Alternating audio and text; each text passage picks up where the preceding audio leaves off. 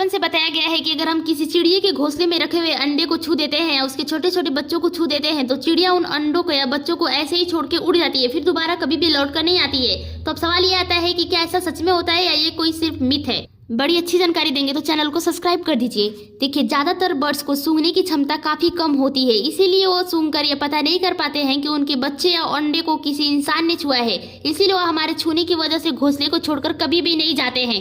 वे अपने घोंसले को छोड़कर सिर्फ एक ही कंडीशन पर उड़ जाते हैं, जब उनको अपने आसपास किसी शिकारी के होने का अंदाजा हो जाता है।